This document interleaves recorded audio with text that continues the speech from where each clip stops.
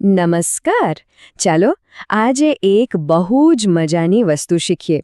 આપણે મે હેવનો ઉપયોગ એક્ટિવ અને પેસિવ વોઇસમાં કેવી રીતે થાય છે એ સમજવાના છીએ. ખબર છે, જ્યારે કોઈ વાતની પાક્કી ખાતરી ના હોય ને ત્યારે આ સ્ટ્રક્ચર બહુ જ કામ લાગે છે. તો ચાલો ફટાફટ શરૂ કરીએ. તો સૌથી પહેલાં તો એ સમજીએ કે આ મે હેવનો મતલબ શું થાય છે. એકદમ સિમ્પલ છે. એનો અર્થ છે શક્ય છે કે આવું થયું હોય પણ પાકી ખાતરી નથી. મતલબ આ ખાલી એક અંદાજ છે, એક પોસિબિલિટી. જ્યારે પણ આપણે કોઈ ક્રિયા વિશે શ્યોર ન હોઈએ ને ત્યારે મે હેવનો ઉપયોગ થાય છે. ઓકે, તો મે હેવને વાપરવાની છે ને મુખ્યત્વે બે રીતો છે. એક છે એક્ટિવ વોઇસ અને બીજી છે પેસિવ વોઇસ. ચાલો હવે આ બંને સ્ટ્રક્ચર્સ કેવી રીતે કામ કરે છે એને બરાબર સમજી લઈએ. અહીં સ્ક્રીન પર જુઓ, બંને ફોર્મ્યુલા એકદમ ક્લિયર છે. એક્ટિવ વોઇસમાં શું છે? Subject plus may have plus V3 plus object. Simple. પણ જ્યારે પેસિવ વોઇસ આવે ને ત્યારે રચના થોડી બદલાય છે.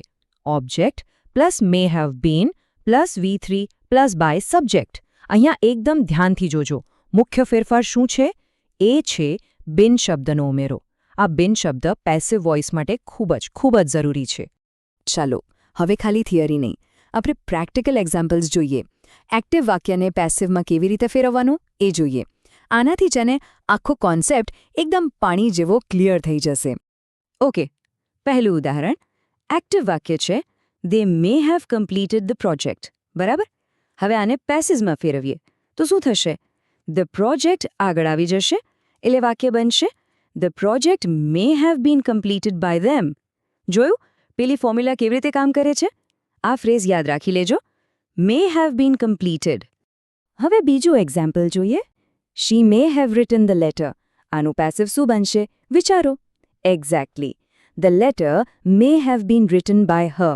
જુઓ, ફરીથી એ જ પેટર્ન આવી, મે હેવ બીન રિટન. આ પેટર્ન વારંવાર જોવાથી છે ને મગજમાં એકદમ ફિટ થઈ જશે. ચાલો ત્રીજું ઉદાહરણ. He may have solve the problem. હવે આનું પેસિવ શું થશે?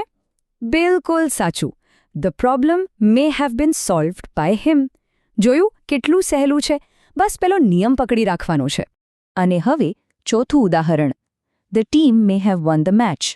આનું પેસિવ વાક્ય બનશે the match may have been won by the team. મને ખાતરી છે કે હવે આ સ્ટ્રક્ચર પર બધાને સારો એવો કોન્ફિડન્સ આવી ગયો હશે. ઓકે, હવે આ છેલ્લું એક્ઝામ્પલ છે ને એના પર ખાસ ધ્યાન આપજો. એક્ટિવ વાક્ય છે someone May have stolen the car. પણ એનું પેસિવ જુઓ, the car May have bin stolen. અરે, અહીં બાય સમવન ક્યાં ગાયબ થઈ ગયું? ચાલો આનું રહસ્ય આગલી સ્લાઇડમાં ખોલીએ. તો આનું કારણ એકદમ લોજિકલ છે.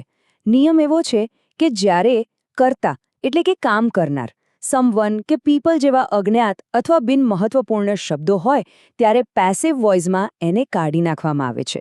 કેમ? કારણ કે કાર કોણે ચોરી એ એટલું ઇમ્પોર્ટન્ટ નથી, પણ કાર ચોરાઈ ગઈ એ વાત વધારે મહત્વની છે. ચાલો હવે એક ખૂબ જ મહત્વની વાત પર આવીએ. આ એક એવી ભૂલ છે જે મોટાભાગના લોકો કરે છે. આપણે બધાએ એ ભૂલથી બચવાનું છે, એટલે ખાસ ધ્યાન આપજો. તો સૌથી કોમન ભૂલ કઈ છે? એ છે પેસિવ વોઇસમાં બીન શબ્દ ભૂલી જવાની ભૂલ. મહેરબાની કરીને યાદ રાખજો, મે હેવ પછી બીન લગાવવું ફરજિયાત છે, કમ્પલસરી છે. એના વગર પેસિવ વોઇસનું વાક્ય અધૂરું છે અને ખોટું છે. તો શું યાદ રાખવાનું? મે હેવ બીન. ઓકે, સરસ. તો ચાલો આપણે અત્યાર સુધી જે પણ શીખ્યા એનું એક ફટાફટ રિવિઝન કરી લઈએ, જેથી બધું મગજમાં બરાબર બેસી જાય. તો આજના 3 સૌથી મહત્વના મુદ્દા. પહેલો, મે હેવનો મતલબ કદાચ થયો હશે પણ પાકી ખાતરી નથી. બીજું, એક્ટિવની formula subject plus may have plus V3. અને ત્રીજું, સૌથી ઇમ્પોર્ટન્ટ, પેસિવની formula object plus may have been plus V3. બસ આટલું યાદ રાખશો ને એટલે ઘણું છે. તો ચાલો હવે પ્રેક્ટિસ કરવાનો વારો. સ્ક્રીન પર એક વાક્ય છે the chef may have prepared the mill.